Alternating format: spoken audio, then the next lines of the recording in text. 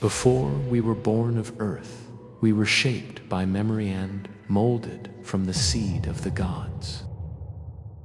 In the beginning, there was only sky and sea, vast and unformed. There were no mountains, no people, no animals, no sun.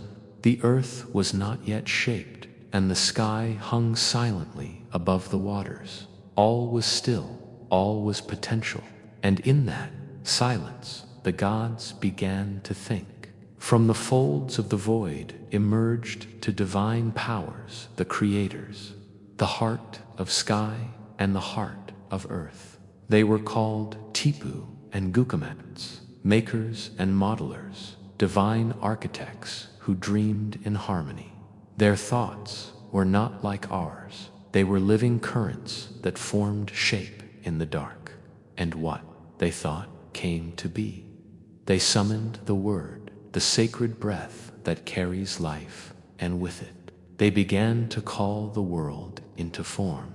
They spoke the mountains into rising, the rivers into flowing. They spread the sky like a canopy and laid the stars in patterns older than memory.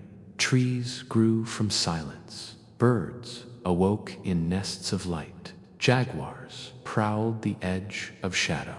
The first dawn rose not from the east, but from the mouths of gods who knew how to speak the world into rhythm.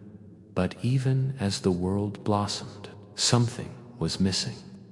The gods felt the incompleteness like an echo in a canyon. The earth was beautiful, but it lacked meaning, purpose, reflection. So the gods turned their minds to creating the beings who would worship, remember, and speak back to the gods, the humans. Their first attempt was humble. They fashioned people out of mud, scooping wet clay from the riverbanks and shaping it with divine hands. These mud people were soft and shapeless. They could speak, but their words slid into the air like water slipping through fingers. They had no strength, no soul, no memory. When it rained, their bodies dissolved. They returned to the earth, unformed. The gods watched with solemn disappointment and let the first people fall away. But the gods were not cruel. They were learning. Creation, even for divine beings, required failure. So they tried again. This time, they made people from wood. The gods carved them with skill and detail. These wooden beings stood tall and spoke clearly. They multiplied and filled the world. They built homes, hunted, walked the lands. But something was deeply wrong. Though they moved and spoke, they had no understanding. They remembered nothing of the gods. They offered no prayers, sang no songs. They lived without spirit, hollow, soulless shells. Worse, they became destructive. They harmed animals. They burned the forests. They forgot the balance. The wooden people turned the world cold. The gods were angered, not with rage, but with deep sorrow. Creation had given rise to forgetting, and forgetting was a kind of death. The gods decided to unmake what they had made. They sent fire, jaguars, and a great flood to cleanse the land. Even the animals, once victims, turned against the wooden people. Their own dogs rose up, biting the hands that fed them. Their cooking pots boiled over, their homes collapsed, and the trees they had cut refused to burn. The world itself rejected them, and so the second people perished, swept away by the wrath of the very gods they had ignored. The gods turned again to the sky, searching, waiting. There had to be a third way. They looked down to the fields where maize, the sacred corn, grew tall and golden beneath the sun.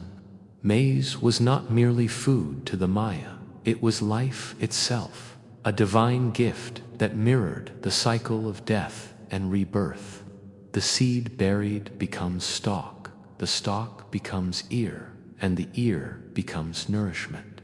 Maize sustained the body, but it also fed the soul. And so the gods gathered the white and yellow corn, ground it into flour, mixed it with the sacred waters of the earth, and formed new beings, the third people, the true humans. These people were made of maize, and they were beautiful. Their flesh held the strength of the sun and the memory of the stars.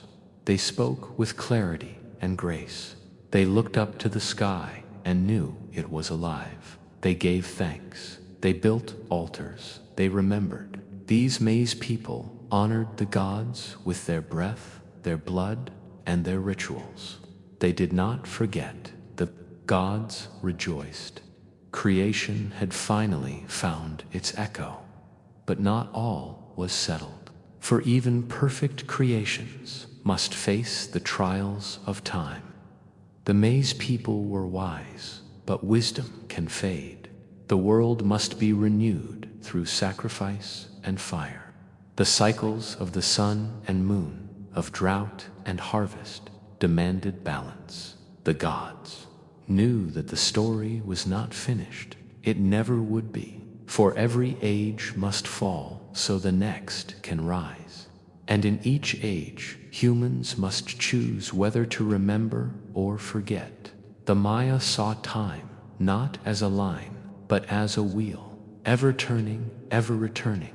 And at the center of that wheel was maize, life and memory. To be human was to be a seed buried in the soil of the cosmos, destined to rise, to flourish, and to feed not only the body, but the spirit. In their temples, the Maya carved these truths into stone, not as myths, but as instructions. The Popol Vuh, the sacred book of the Quiche Maya, held these stories not to entertain, but to remind.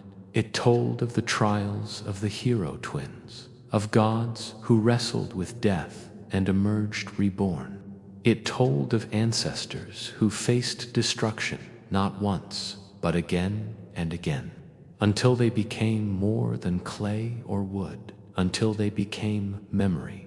And always, beneath every word, was the presence of maize, not as a plant, but as essence, the divine thread that tied humans to gods, earth to sky, past to future.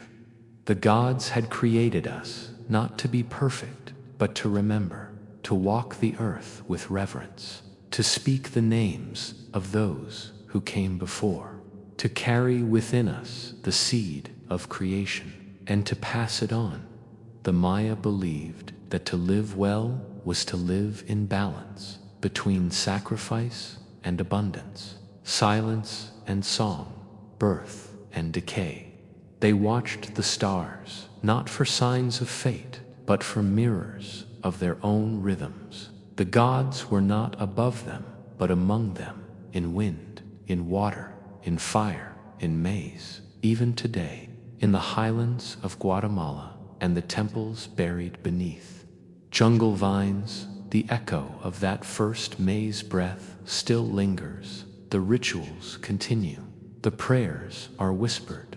The corn is planted, not only for sustenance, but for the soul. And somewhere, the gods listen, waiting to see if we still remember the story they shaped from silence.